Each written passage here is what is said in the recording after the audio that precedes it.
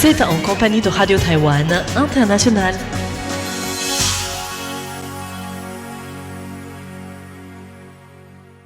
Bonjour tout le monde et bienvenue sur les ondes françaises de Radio Taïwan International. Nous sommes le mardi 4 novembre et c'est Florian Dai qui vous présente le programme du jour. Un programme qui commence comme d'habitude avec le journal de l'actualité qui vous sera présenté aujourd'hui par Sasa. Ensuite, je vous retrouverai pour un décryptage au sujet de la marche des fiertés qui a eu lieu à Taipei il y a une dizaine de jours et qui avait comme thématique plutôt principale cette année les droits des personnes transgenres.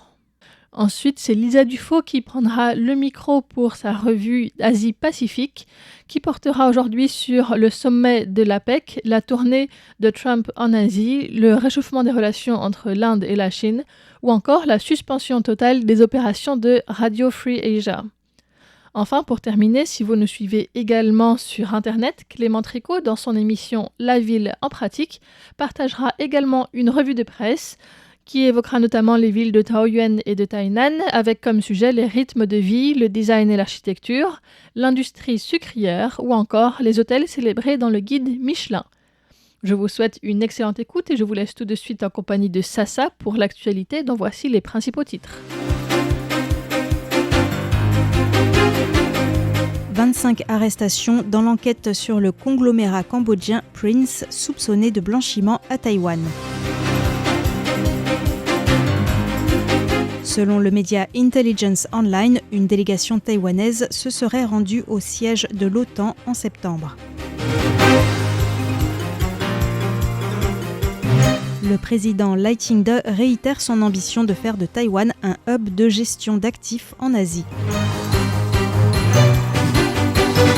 50 personnes perdent leur registre d'état civil taïwanais en raison de leur situation en Chine. La France est présente au Taiwan Creative Content Fest, inauguré aujourd'hui à Taipei. 25 arrestations dans l'enquête sur le conglomérat cambodgien Prince soupçonné de blanchiment à Taïwan.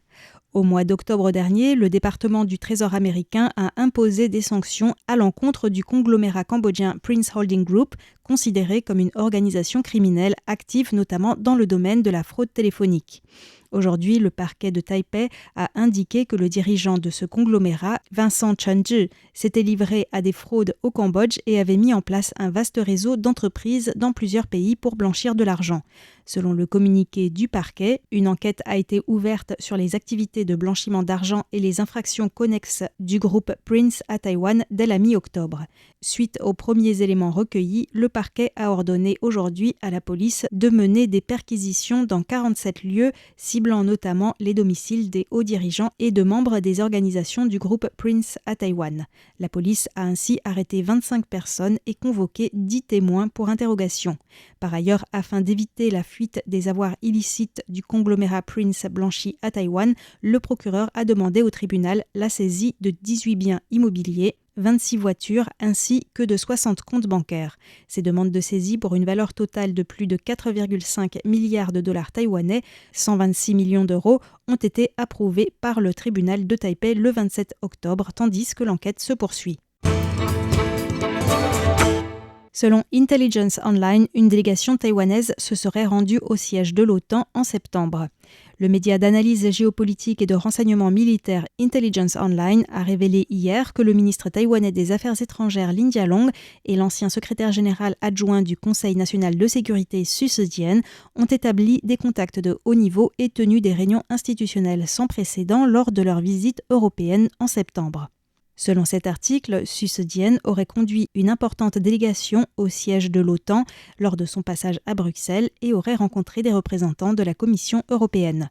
L'article indique que la visite des responsables taïwanais en Europe visait à présenter aux interlocuteurs européens une nouvelle phase de la stratégie de coopération Taïwan-UE axée sur l'approfondissement des coopérations en matière de systèmes de contrôle et d'acquisition de données, semi-conducteurs, intelligence artificielle, défense et surveillance. Cette initiative a remis sur le devant de la scène la question de la coopération en matière de défense, un sujet que de nombreux pays européens hésitaient à aborder avec Taïwan. Intelligence Online rappelle que les pays européens n'ayant pas de relations diplomatiques avec Taïwan, ils n'autorisaient pas par le passé les ministres taïwanais des Affaires étrangères à se rendre dans leur capitale pour éviter les critiques du gouvernement chinois. Or, depuis septembre, Lin Jialong s'est rendu à Rome, Prague, Varsovie et Paris. Selon l'article, sa visite dans la capitale française, qui aurait été autorisée par les autorités, visait à réunir de hauts diplomates taïwanais en poste en Afrique. Lighting De réitère son ambition de faire de Taïwan un hub de gestion d'actifs en Asie. Le président s'est exprimé aujourd'hui lors d'un forum sur le renforcement de la gestion d'actifs organisé par le journal Commercial Times. Il a déclaré qu'il espérait que Taïwan deviendrait un hub de gestion d'actifs en Asie afin de gérer localement les abondantes ressources de Taïwan tout en attirant des capitaux internationaux, l'un de ses objectifs dévoilés lors de la fête nationale. Lighting De a rappelé que les réserves de change de Taïwan avaient dépassé les 600 milliards de dollars américains et que la bourse taïwanaise avait franchi la barre des 3 000 milliards de dollars américains de capitalisation, la plaçant au 8e rang mondial. Le total des actifs des secteurs bancaires, de l'assurance et des valeurs mobilières a dépassé les 130 000 milliards de dollars taïwanais, soit 3 655 milliards d'euros. Lighting De a déclaré: Nous pourrons former nos propres talents dans le domaine de la finance et permettre à nos enfants de rester à Taïwan en gérant l'argent gagné par les Taïwanais sans avoir à partir à Singapour ou dans d'autres pays. De plus, l'abondance des actifs facilitera les échanges internationaux et l'effet multiplicateur contribuera sans aucun doute à la prospérité et au développement de Taïwan. Taïwan est 10e au classement mondial de la compétitivité numérique de l'IMD.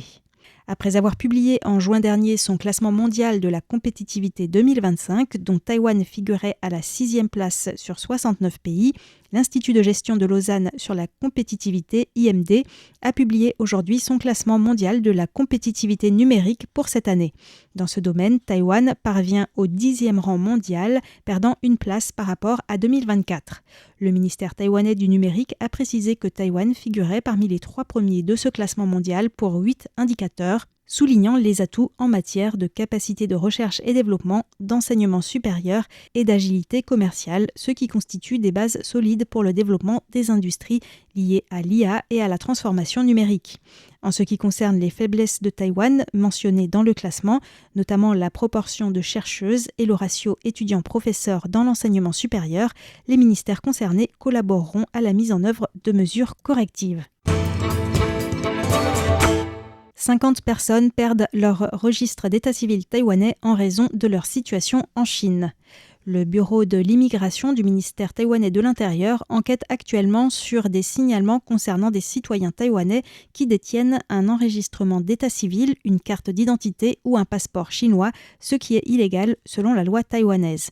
Sur la base de preuves irréfutables, le bureau de l'immigration a demandé le 2 novembre aux autorités compétentes l'annulation de l'inscription au registre des ménages taïwanais d'une 50aine de personnes. Cette mesure s'inscrit dans la politique du président Lighting De qui vise à prévenir les infiltrations orchestrées par la Chine. Pour mémoire, le gouvernement a demandé à environ 12 000 anciens citoyens chinois ayant acquis la nationalité taïwanaise de fournir une preuve de renoncement à leur résidence d'origine en Chine et à ce jour, plus de 95% des dossiers ont été traités. La France présente au TCCF 2025 inauguré aujourd'hui à Taipei.